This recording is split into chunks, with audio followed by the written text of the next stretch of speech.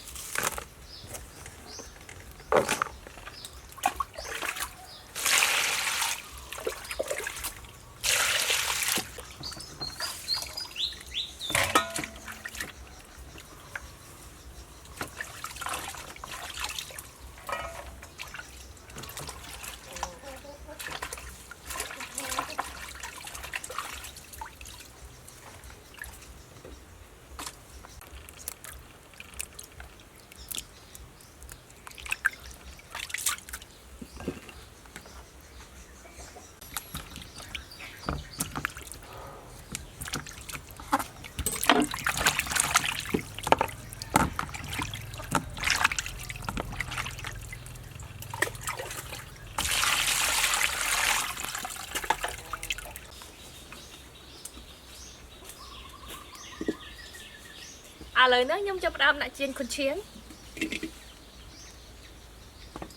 ចាក់តាក់ចូល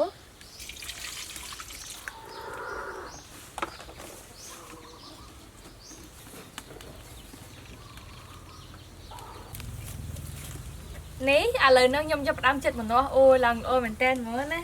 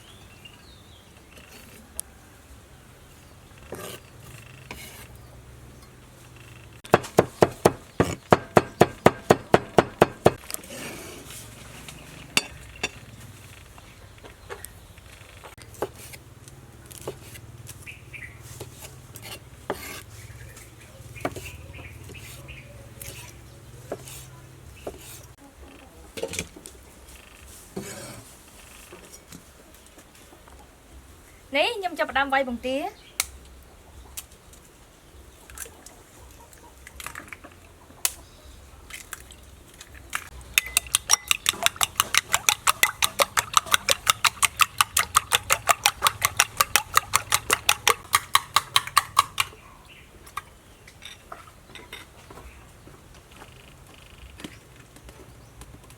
នេះឥឡូវនេះខ្ញុំចាប់ផ្ដើមដាក់ជៀនបង្គា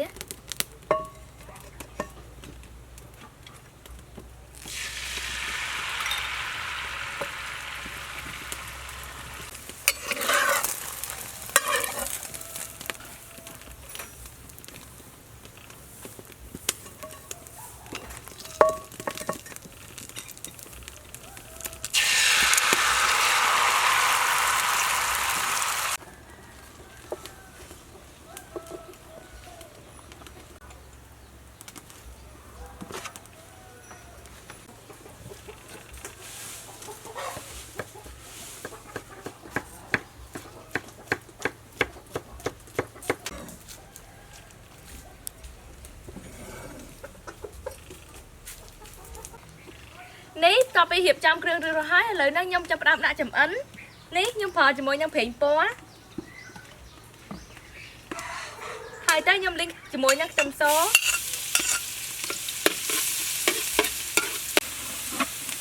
ទៅពីខ្ទឹមនឹងឈ្ងុយហើយឥឡូវខ្ញុំចាក់ការ៉ុតជាមួយនឹងស្តេកគួរចូល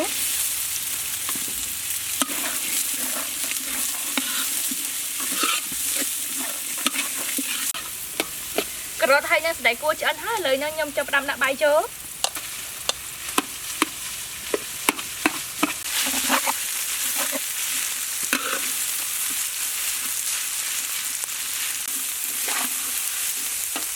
បន្ទាប់ទៀតខ្ញុំដាក់ទឹកត្រីចូលស្ករសជាមួយនឹងម្សៅទឹក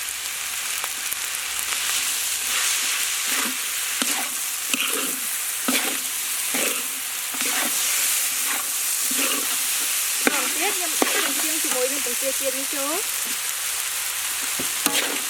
អូយក្លិនវាឡើងឈ្ងុយមកហ្មង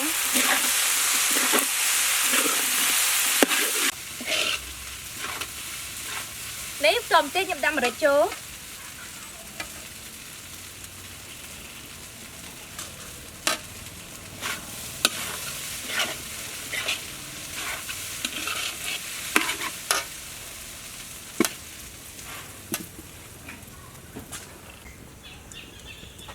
បន្ទាប់ទៀតខ្ញុំដាក់ស្លឹកខ្ទឹមចូលអូយខ្ញុំវាឡើងឈ្ងុយមកហ្មងនេះបន្ទាប់ទៀតខ្ញុំចាប់ផ្ដើមយកបាយឆានេះដួសដាក់នៅក្នុងផ្លែម្នាស់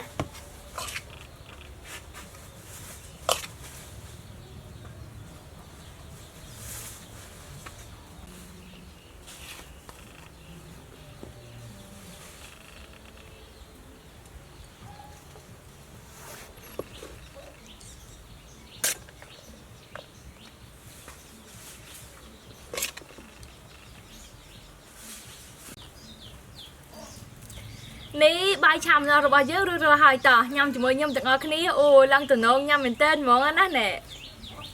ហើយក្លិនវាឡើងឈ្ងុយមកហ្មងណាឆ្ងាញ់ខ្លាំងណាស់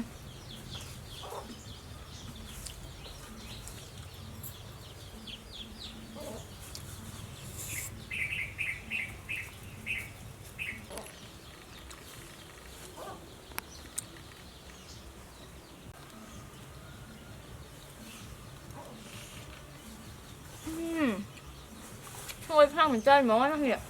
វាចេញក្លិនពីម្នាស់មកខាងក្រោមមក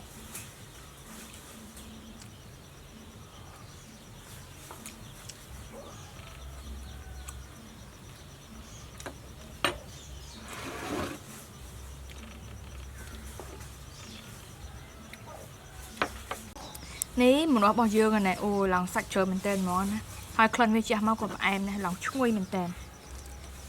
នេះដាក់ជាមួយនឹងអំបិលម្ទេសមកអូតំណងញ៉ាំហ្មង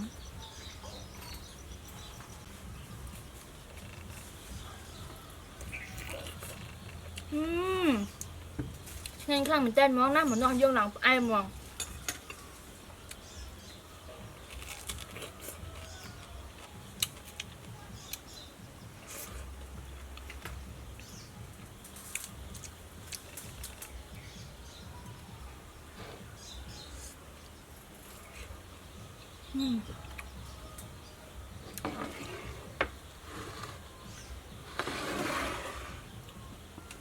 អរគុណអ្នកទាំងអស់គ្នាចំពោះការទស្សនាវីដេអូរបស់ខ្ញុំហើយជួយជាមួយខ្ញុំនៅក្នុងវីដេអូជាបន្តបន្ទាប់